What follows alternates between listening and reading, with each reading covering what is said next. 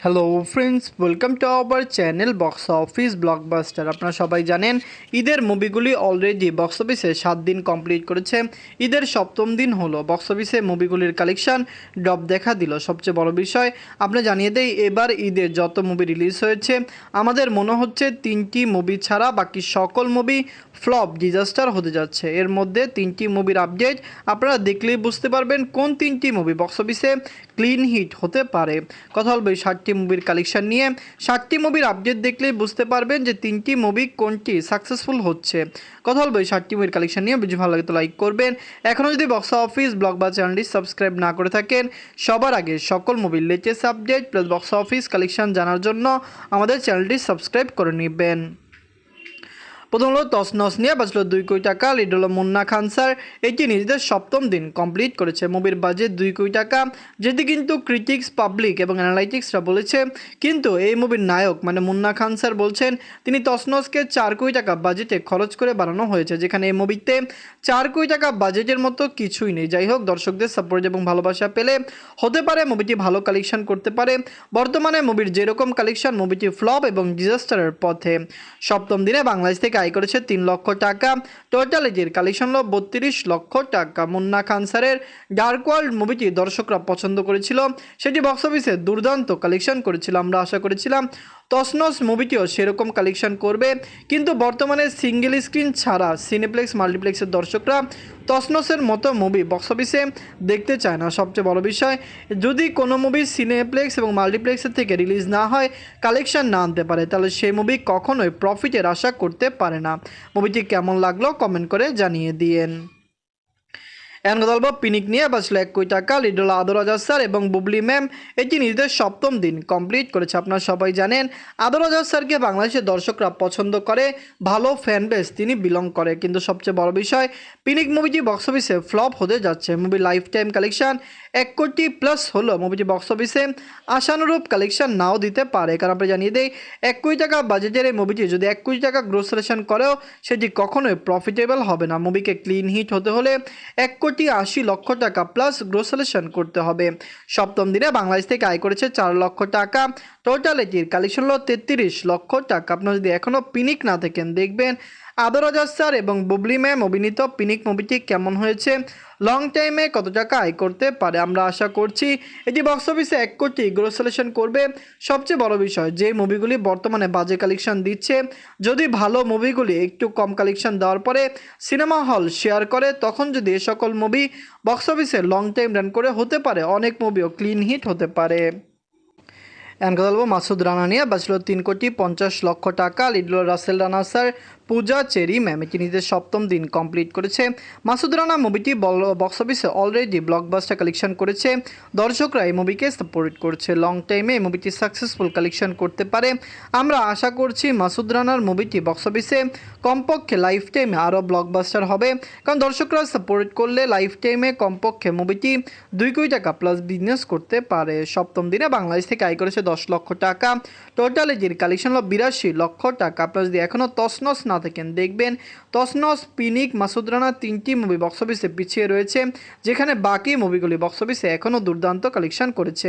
মাসুদ রানা, রাসেল রানা স্যারের movie just মাল্টিমিডিয়ার movie. আমরা আশা করেছিলাম এটি বক্স অফিসে দুর্দান্ত কালেকশন করবে, কিন্তু সিনেপ্লেক্স, মাল্টিপ্লেক্সের থেকে এটি অনেক বেশি পিছিয়ে রয়েছে।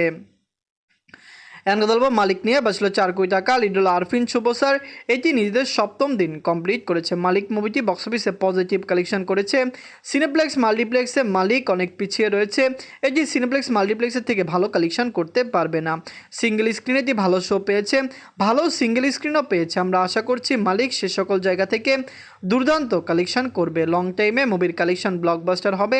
আরফিন শুভ স্যারের এই মুভিটি লাইফ টাইমে ইজিলি 7 থেকে 8 কোটি প্লাস বিজনেস করতে পারে। সপ্তম দিনে বাংলাদেশ থেকে আয় করেছে 15 লক্ষ টাকা। টোটাল এটির কালেকশন 1,92,00,000 টাকা। আপনারা যদি এখনও মালিক না থাকেন, দেখবেন আরফিন শুভ স্যার অভিনীত মালিক মুভিটি কেমন হয়েছে, লং টাইমে কত টাকা আয় করতে পারে। অবশ্যই বাংলার দর্শকরা এই মুভিকে সাপোর্ট করবে। মালিক ইউএসএ, কানাডা, অস্ট্রেলিয়া, নিউজিল্যান্ড এ সকল লোকেশনে রিলিজ হবে। মুভিটি ইউরোপে রিলিজ হবে, কারণ ইউকে, ইতালির মতো লোকেশনে এটি রিলিজ হবে, যেখান থেকে এই মুভির কালেকশন দুর্দান্ত হতে পারে। আপনারা কমেন্ট করে জানিয়ে দিন মুভিটি আপনাদের কেমন হয়েছে। এখন কথা বলবো রোহিত নিয়ে। বাজলো 2 কোটি টাকা। লিড হলো নাজিফা তুষি ম্যাম। এটি নিজেদের সপ্তম দিন কমপ্লিট করেছে। দর্শকদের সাপোর্ট এবং ভালোবাসায় মুভিটি বক্স অফিসে দুর্দান্ত কালেকশন করেছে। ওয়ার্ল্ড ওয়াইড মার্কেটে একটি সাকসেসফুল কালেকশন করেছে। লং টাইমে মুভির কালেকশন আরও বেটার হতে পারে। আমরা আশা করছি রোহিত মুভিটি কমপক্ষে বক্স অফিসে আরও সাকসেসফুল কালেকশন করবে। ওয়ার্ল্ড ওয়াইড মার্কেটে লাইফ টাইমে মুভির কালেকশন আরও দুর্দান্ত হতে পারে। ফ্যামিলিজন সাপোর্ট করলে অবশ্যই লং টাইমে মুভির কালেকশন আরও ব্লকবাস্টার হবে। সপ্তম দিনে বাংলাদেশ থেকে আয় করেছে 13 লক্ষ টাকা। টোটাল এটির কালেকশন 1,43,00,000 টাকা। আপনারা যদি এখনও রোহিত না দেখেন, দেখবেন নাজিফা তুষি ম্যাম অভিনীত রোহিত মুভিটি কেমন হয়েছে, লং টাইমে কত টাকা আয় করতে পারে। ওয়ার্ল্ড মার্কেটে লাইফ টাইম এই মুভির কালেকশন আরও সাকসেসফুল হতে পারে। ফ্যামিলিজেন্স এই মুভিকে সাপোর্ট করলে লাইফ টাইমে কমপক্ষে মুভির কালেকশন আমরা আশা করছি 5 থেকে 5.5 কোটি প্লাস হতে পারে। বনলতা সেন নিয়ে বাঁচল 1,70,00,000 টাকা। লিডার হল খাইরুল বাশার স্যার। এটি নিজের সপ্তম দিন কমপ্লিট করেছে। আপনারা সবাই জানেন বনলতা সেন মুভিটি বক্স অফিসে পজিটিভ রিভিউ পেয়েছে। রোহিত এবং বনলতা সেন দুইটি মুভি বক্স অফিসে পজিটিভ রিভিউ পেয়েছে। সিনেপ্লেক্স মাল্টিপ্লেক্সের থেকে দুইটি মুভির কালেকশন দুর্দান্ত হয়েছে। লাইফ টাইমে ভালো কালেকশন করতে পারে। আমরা আশা করছি বনলতা সেন লাইফ টাইমে ইজিলি 5 কোটি প্লাস বিজনেস করবে। খুবই লো বাজেটে এই মুভিকে বানানো হয়েছে, যার কারণে ইজিলি এই মুভিটি বক্স অফিসে ব্লকবাস্টার কালেকশন দিতে পারবে। সপ্তম দিনে বাংলাদেশ থেকে আয় করেছে 10 লক্ষ টাকা। টোটাল এটির কালেকশন হলো 1,17,00,000 টাকা। আপনারা যদি এখনও বনলতা সেন মুভিটি না থাকেন, দেখবেন খাইরুল বাশার স্যারকে দর্শকরা খুবই পছন্দ করেন। নাটক জগতের তিনি কিন্তু খুবই একটি পরিচিত মুখ। পাশাপাশি বক্স অফিসে তার ভালো একটি ফ্যান বেস রয়েছে। সিনেপ্লেক্স মাল্টিপ্লেক্সে এটি ভালো কালেকশন করছে।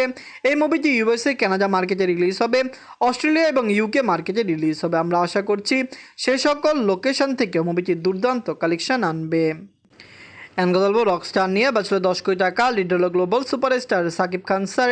এটি নিজেদের সপ্তম দিন কমপ্লিট করেছে। বাংলাদেশের বক্স অফিসে ঈদের 7 দিন অলরেডি কমপ্লিট হয়েছে। আপনারা সবাই জানেন বাংলাদেশের বক্স অফিসে সাকিব খান স্যার কত বড় নাম, তার ভালো ফ্যান বেস রয়েছে। কিন্তু এবছর তিনি ঈদে 2টি মুভি নিয়ে আসলেন।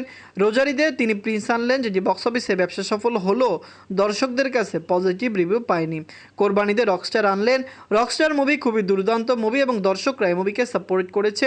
কিন্তু সবচেয়ে বড় বিষয়, বাংলাদেশের সবচেয়ে বড় মার্কেট হলো সিঙ্গেল স্ক্রিন। সিঙ্গেল স্ক্রিনে এই মুভিটি সেরকম পজিটিভ রিভিউ পায়নি। সিনেপ্লেক্স মাল্টিপ্লেক্সের দর্শকরা এটিকে পজিটিভ রিভিউ দিয়েছে। সপ্তম দিনে বাংলাদেশ থেকে আয় করেছে 1,05,00,000 টাকা।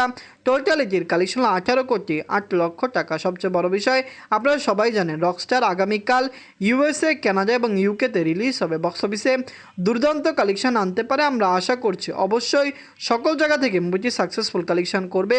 ওভারসিজ মার্কেটের দর্শক, আপনারা জানেন সাকিব খান স্যারের কত বড় ফ্যান। এই সকল লোকেশন থেকে মুভিটি ভালো কালেকশন করবে এটি আশা রাখি।